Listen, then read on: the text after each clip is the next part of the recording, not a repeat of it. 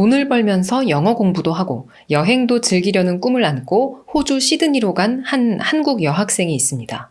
아름다운 도시 풍경, 사람들의 다정한 미소, 그리고 그녀에게 주어진 좋은 일자리, 모든 게 꿈만 같았어요. 하지만 그녀 가까이에서 미소 짓던 가면 뒤에 숨겨진 어느 괴물의 정체를 알게 된 순간, 이 여학생의 꿈과 희망은 모두 무너지고 맙니다. 도대체 그녀에게는 어떤 일이 있었던 걸까요? 만약에 외국에 나가실 일이 있다면 오늘 이야기 귀 기울여서 들어주세요. 절대 무시해서는 안 될 경고 같은 이야기, 지금 시작합니다. 실제 사건, 스릴러 영화 줄거리 이야기해드리는 알고 싶은 이야기 제이 채널입니다. 이런 류의 이야기들 좋아하시는 분들 좋아요, 구독, 알림 설정까지 부탁드려요. 2018년 10월 8일, 한국인 여성 A씨는 부푼 가슴을 안고 새로운 희망을 꿈꾸면서 호주 땅을 밟습니다. 그녀는 일자리를 찾기 위해서 시드니의 구직 사이트인 검트리를 둘러보다가 한국어 영어 통역이나 문서 번역을 도와줄 사람을 찾는다는 구인 광고를 발견했어요.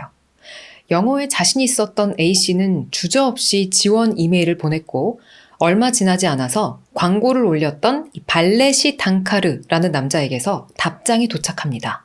이 두 사람은 곧 직접 만나기로 약속을 잡았어요. 그로부터 사흘 후 다운타운 힐튼 호텔의 커피숍. 말끔한 차림에 친절한 미소를 띤 인도계 호주인 발레시가 그곳에 나타납니다. 그는 A씨에게 자기는 아시아 파트너십이라는 회사의 대표라고 소개를 했어요. 그의 화려한 이력과 세련된 말솜씨에 A씨는 그를 믿을 만한 사람이라고 생각합니다. A씨의 어학 실력을 확인한 발레시는 그녀에게 번역 일을 맡아달라고 확정적으로 제안을 하고 이어 저녁 식사도 함께하면 어떻겠냐고 권하는데요. 하지만 A씨는 오늘은 선약이 있어서 안 되겠다 하고 이 발레시의 제안을 정중히 거절합니다. 다음 날 이 두 사람은 카페에서 다시 만나게 되는데요. 번역할 문서를 건네주기 위해서였어요. 그런데 이날도 발레시는 나 한국 음식을 먹고 싶은데 하면서 A씨에게 또다시 저녁을 함께 하자고 제안을 해요. 어제도 거절을 했었기 때문에 뭔가 한 번 더 거절하기가 좀 곤란하기도 했고 또 자기한테 일감을 주는 사람이기도 하잖아요. 그래서 A씨는 이번엔 그의 제안을 수락하기로 합니다. 발레시와 함께 한국 식당으로 식사를 하러 가는데 이윽고 소주를 반주 삼은 저녁 식사가 시작됐어요. A씨는 사실 한국에서도 친구들이랑 종종 술을 마시기도 했고 주량도 꽤 되는 편이어서 별 무리 없이 걱정 없이 소주를 마셨습니다. 식사를 마친 뒤 발레시는 A씨를 숙소까지 태워다 주겠다라고 하면서 일단 자기 집에 차를 가지러 같이 가자고 했어요. A씨는 발레시를 따라서 그의 집으로 같이 갑니다. 월드스퀘어에 있는 발레시의 아파트 앞에 도착한 두 사람. 발레시는 이번엔 자동차 열쇠를 가지러 올라가자고 하면서 자연스럽게 A씨를 아예 집 안까지 데려가는데요. 자동차 열쇠만 갖고 바로 나왔을까요? 아닙니다. 발레시는 우리 집에 좋은 레드와인이 있다. 그거 잠깐 맛만 보고 가라 하고 이번엔 또 와인을 권해요. 머뭇거리던 A씨는 차마 또 거절하지 못하고 결국 집 안으로 들어가서 소파에 앉습니다. 발레시는 그녀에게 한국 뮤직비디오를 틀어주고 와인을 따라서 건넸어요. 뭔가 살짝 불안불안하지만 아직 커다란 사건은 생기지 않았죠. 근데 문제는 여기부터 시작됐습니다. 얼마 있다가 A씨는 갑자기 의식이 몽롱해지기 시작했어요. 발레시가 살사춤을 가르쳐준다면서 가까이 다가왔고 자신의 몸을 잡아 끌던 순간을 마지막으로 아무 기억도 나질 않습니다. 그리고 중간에 잠시 정신을 차렸을 때 A씨는 자신의 몸 위에 올라타 있는 발레시를 어슴풀에 보았고 또다시 정신을 잃었어요. 그리고 다시 희미하게나마 발레시의 아파트 주차장 그의 차를 탔던 거 요 정도까진 기억이 나는데 자기가 어떻게 다시 옷을 입고 그의 아파트에서 나왔는지는 전혀 기억이 나질 않았습니다.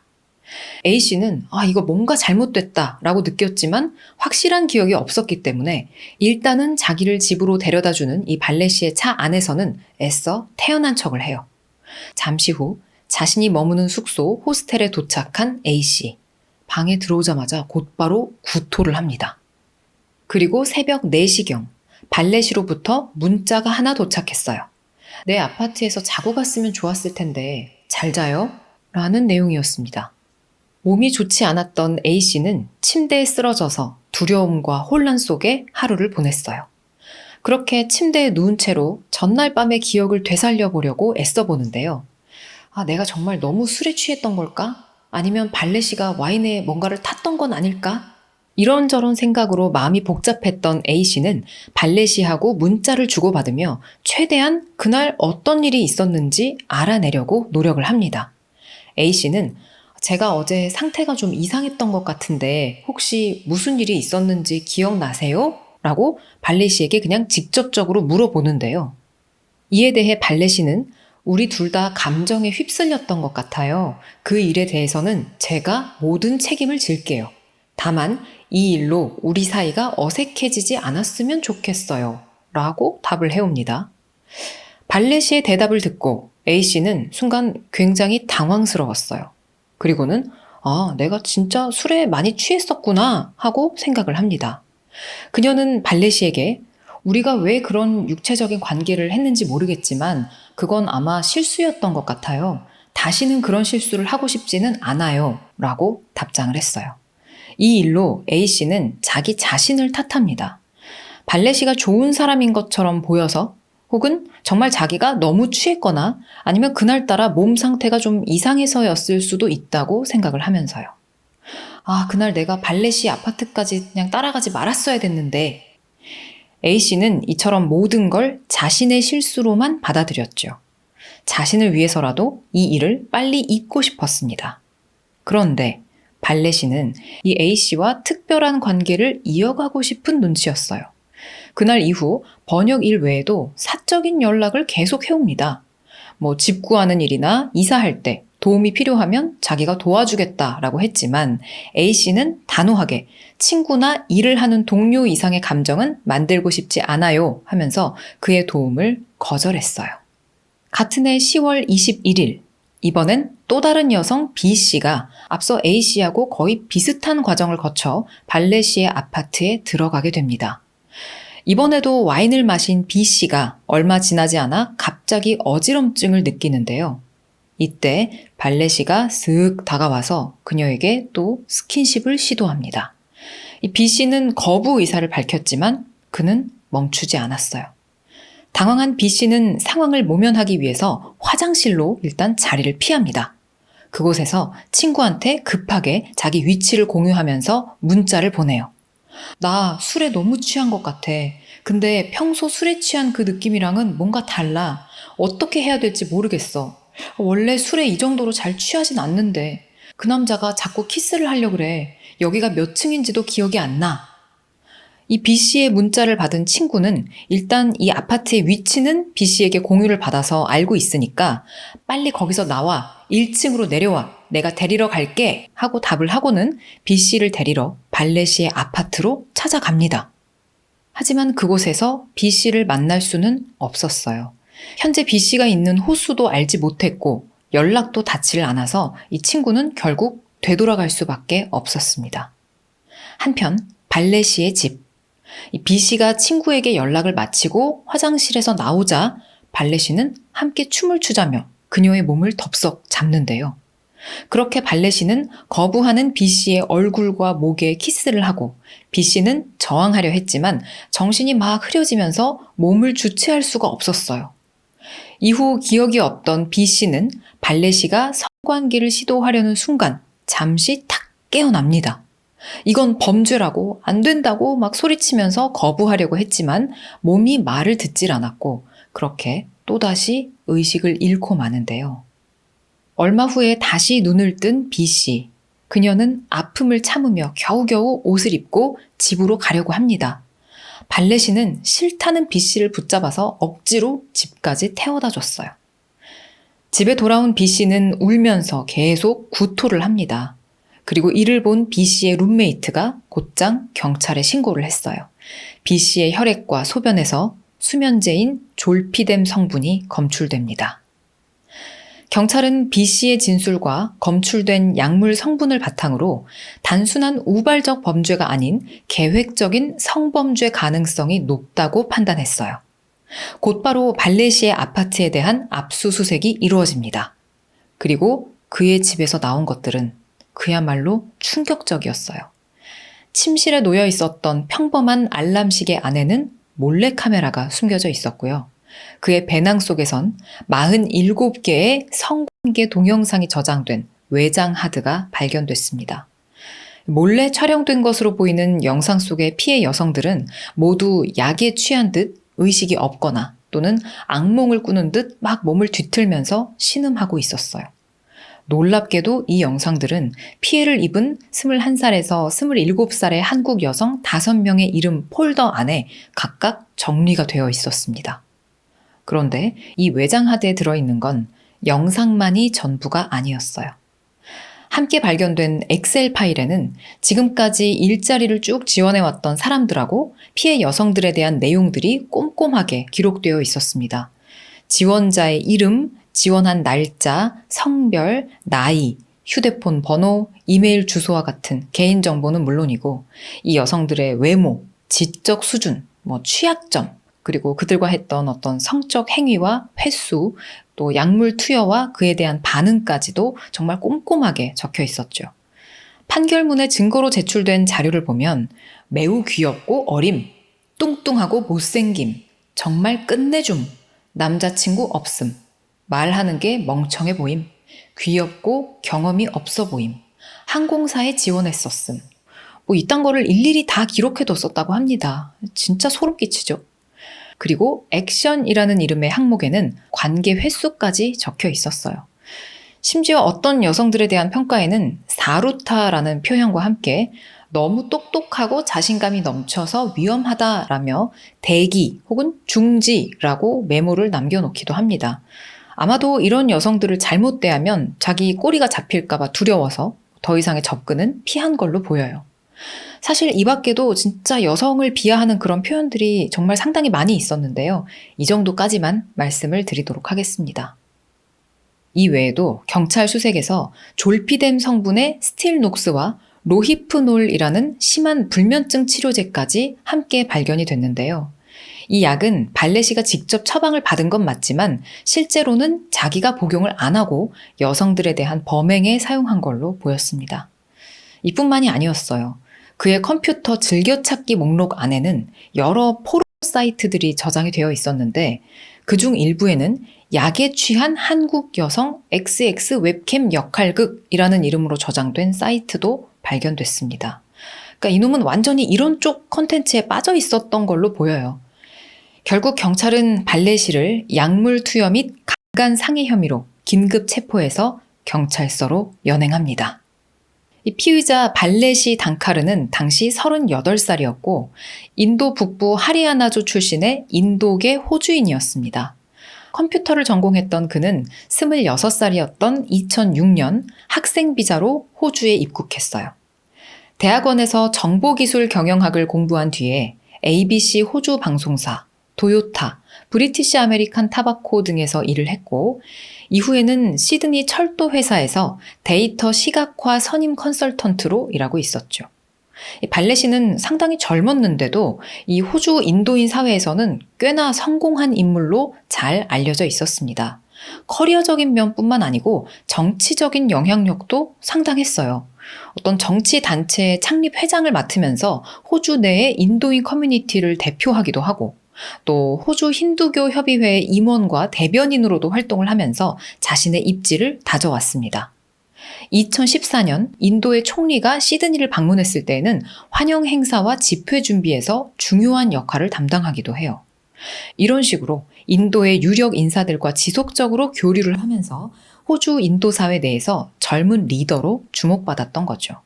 그랬던 그가 연쇄 성폭행범으로 체포됐다는 소식이 알려지자 호주 인도 사회가 발칵 뒤집어졌습니다. 그에게 당한 한국인 피해자 여성들이 또 꽤 있었기 때문에 한국인 커뮤니티도 난리가 났고요. 수사 결과 발레시는 2017년 말부터 구직 사이트에 한국어 통역이나 문서 번역을 도와줄 사람을 찾는다는 가짜 구인 광고를 올려왔던 것으로 밝혀졌어요. 그는 지원자들에게 신뢰를 주기 위해서 가짜 회사 웹사이트까지 만들고 여러 가명의 이메일을 활용했습니다. 마치 회사 내부에서 그 업무를 처리할 새 직원을 찾는 것처럼 자기 혼자서 가짜 이메일을 주고받은 후에 그 이메일을 이 피해자한테 참조로 보내기도 했어요. 나름대로 치밀하게 머리를 썼죠. 이런 메일 내용을 본 피해자는 아무 의심 없이 그 일자리 내가 꼭 얻었으면 좋겠다 하고 간절히 희망했습니다. 이 구인 광고가 게재됐던 1년의 기간 동안 총 154건의 지원이 들어왔고 그중에는 여성 말고도 51명의 남성 지원자들도 있었어요. 근데 발레시는 한국 이름이 익숙하지 않았기 때문에 이름만 갖고는 남녀 그 성별을 구별할 줄 몰랐습니다. 그래서 그는 어쩔 수 없이 지원자들 대부분하고 직접 통화를 해요. 그래서 남성한테는 면접의 기회조차 주지를 않습니다. 그의 엑셀 파일들을 보면 남성들 이름 옆에는 중단이라고 기록이 되어 있었어요. 이후 발레시는 젊은 여성들하고만 호텔 카페에서 만나 면접을 봅니다. 그리고 앞서 들으신 것처럼 그는 자기를 아시아 파트너십이라는 회사의 대표라고 소개를 해요. 그리고 여성이 마음에 들면 한식을 먹으면서 일에 대해서 더 얘기를 나누자 하고 제안을 합니다. 또 저녁 식사에서는 자연스럽게 술을 함께 마셨고 식사 후에는 마치 어떤 준비된 수순처럼 집에 데려다 주겠다라고 하면서 차 열쇠를 가지러 자기 아파트에 들러야 한다며 여성을 자신의 집으로 데려갔고요. 그리고는 우리 집 발코니에서 보는 오페라 하우스 야경 너무 멋있으니까 보고 가라 하면서 여성들을 집 안으로 잡아 끌었습니다. 일자리가 간절했던 여성들은 그의 호의를 거절하기가 쉽지 않았어요. 발레시는 야경을 보는 동안 먹으라며 와인이나 아이스크림을 주로 건넸죠. 그 안에는 졸피뎀과 같은 수면제 성분의 약물이 들어있었고 그걸 먹은 여성들은 잠시 뒤 의식을 잃었습니다. 그 사이 발레시는 여성들을 성폭행했고요. 이런 수법으로 피해를 입은 여성은 최소 5명, 모두 한국인 여성이었고 일자리를 원해서 그를 믿고 찾아온 사람들이었습니다. 가장 먼저 타깃이 됐었던 또 다른 피해자 C씨의 경우에는 발레시와 한국 식당에서 저녁을 먹으면서 소주를 마셨는데 그 이후로는 아무런 기억이 없었다고 해요. 정신을 차리고 깨어나 보니까 자기는 발레시의 집 침대 위였고 옷을 그대로 입고 있어서 처음에는 그냥 아무 일도 없었던 건 줄 알았다고 합니다. C씨는 2년 후 수사에 들어간 경찰의 연락을 받은 후에야 자기가 그날 발레시에게 강간을 당했었다는 사실을 알게 됐어요. 또 다른 한국인 여성은 깨어났을 때 이상하게 신체 아래쪽에 고통이 느껴졌고 옆을 보니까 찢어진 콘돔 포장지가 있어서 그제서야 자기가 나쁜 일을 당했다는 사실을 깨달았다고 합니다. 그녀는 울면서 남자친구에게 전화를 걸었고 나중에 이 일로 결국 남자친구랑 헤어졌다고 해요. 지금까지 확보된 증거들을 바탕으로 검찰은 발레시를 성폭행 13건, 동의 없는 영상 촬영 17건, 동의 없는 향정신성 약물 투여 6건, 강제추행 혐의 3건까지 총 39개의 혐의로 기소했습니다. 하지만 그는 보석 심사에서 무죄를 주장한 끝에 일단은 보석으로 풀려난 상태에서 재판을 받게 됐어요. 그는 풀려나자마자 법원에다가 본인의 신원과 얼굴이 보도되지 않도록 금지 명령을 내려달라고 요청을 합니다. 하지만 이 요청은 받아들여지지 않았고 결국 발레시는 재판 기간 내내 언론과 대중의 시선을 피해서 숨어 다녔대요. 소셜미디어에 있던 자기 사진도 모두 삭제하고요. 외출할 때에는 반드시 마스크를 썼답니다. 그런데 놀라운 건 이 기간에조차도 그는 이 IT 기술을 다루는 실력을 인정받아서 화이자와 ABC에서 프로젝트 일을 하기도 했답니다. 자, 재판이 시작됩니다. 검찰은 피고인 발레시가 젊은 한국 여성에 대한 강한 성적 집착을 가지고 있었다고 주장했어요. 발레시는 자신의 성적 욕망을 위해 가짜 구인 광고를 올려서 일자리가 필요한 한국 여성들을 유인했고 약물을 먹여 한거 불능 상태로 만들어 성폭행하고 핸드폰이나 알람 시계 속에 감춰진 몰래카메라로 이를 촬영하는 비열한 범행을 저질렀다라고 비난합니다. 검사는 또 발레시의 인터넷 즐겨찾기에 저장된 약에 취한 한국 여성이 나오는 그 동영상이 그가 직접 찍은 성관계 영상들하고 아주 유사하다고 지적했어요. 이어 발레시가 그런 영상들에 빠져서 왜곡된 성적 환상을 갖게 됐고 그 결과 한국인 여성들에게 이렇게 범죄를 저지르게 된 거라고 설명했습니다. 하지만 발레시는 경찰 수사에 이어 법정에서도 자신의 모든 혐의를 적극적으로 부인하며 무죄를 주장합니다. 자신은 여성들에게 약물을 투여하지 않았고 모두와 동의하에 성관계를 가졌다고 우겼어요. 자기가 성행위를 하는 동안 그 어떤 여성도 No, stop! 이라는 말을 한 적이 없었으며 만약에 여성들이 하지 말라고 했다면 자기는 바로 중지했을 것이다 라고 강조합니다. 자기가 약을 먹여서 여성들이 지금 다 의식이 없었던 그런 상태였잖아요. 당연히 아무 말도 할 수가 없었겠죠. 그거를 이놈은 동의라고 받아들인 겁니다. 아니면 뭐 그냥 우기는 거였거나요. 발레시는 영상도 모두 여성들의 동의를 받고 촬영을 한 것이며 일부 영상은 자기가 찍은 게 아니고 그냥 인터넷에서 다운로드 받은 포르노 영상이라고 주장했습니다. 피해자들의 진술이 나오면 바로 들킬 이런 변명은 도대체 왜 하는 걸까요?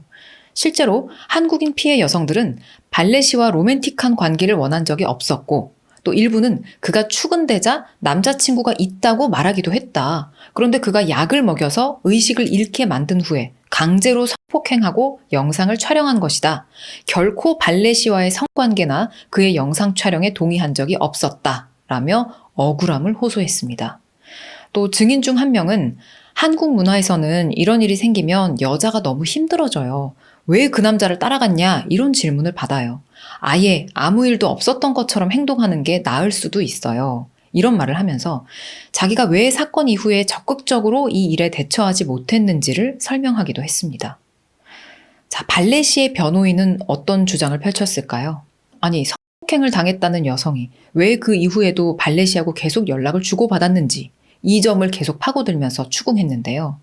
피해 여성들은 그를 다시 보고 싶은 건 아니었지만 일이 필요했다. 너무 절박해서 그랬다. 라고 설명하면서 오히려 그를 따라간 자신을 오랫동안 자책해왔다고 털어놨습니다.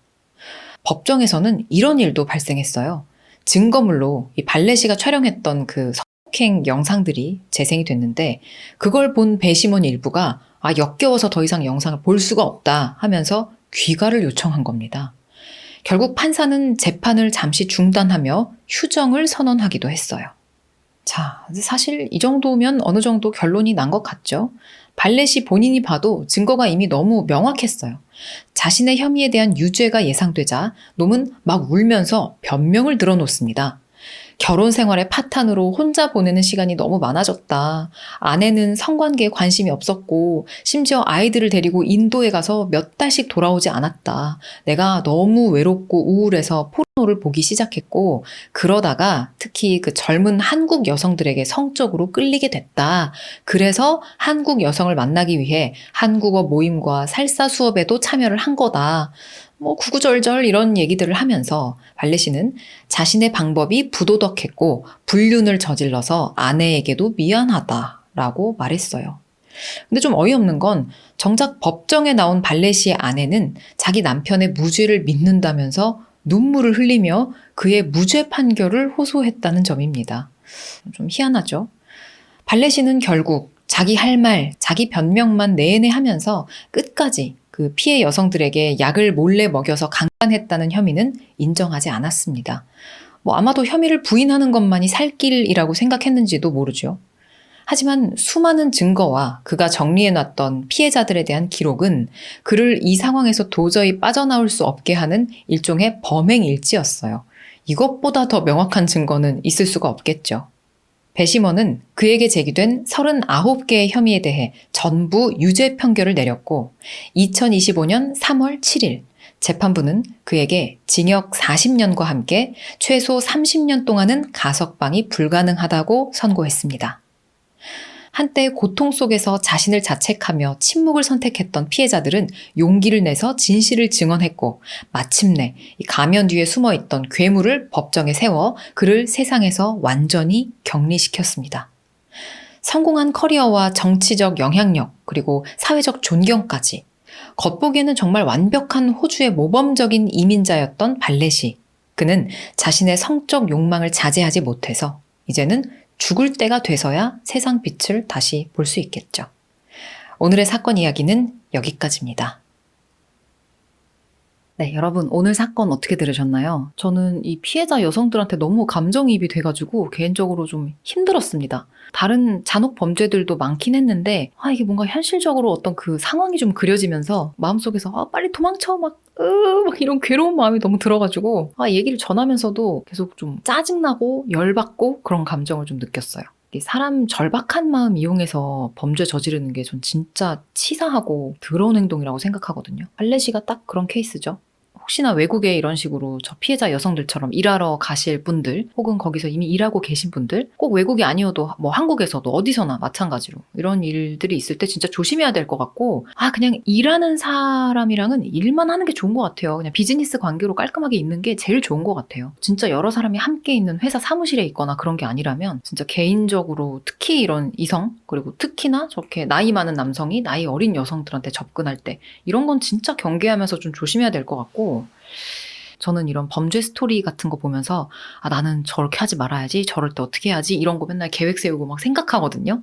오늘 영상을 보면서도 또 한 가지 또 배우네요. 비즈니스 관계인 사람이랑은 비즈니스만 한다. 쓸데없는 침묵 같은 거 하지 않는다. 아무 생각이 없는 행복한 우리 고양이 보여드리면서 다음 영상도 기대 많이 해주시고요. 이 사건 관련해서 여러분의 생각 많이 댓글로 남겨주시면 감사하겠습니다. 안녕. 안녕. 안녕.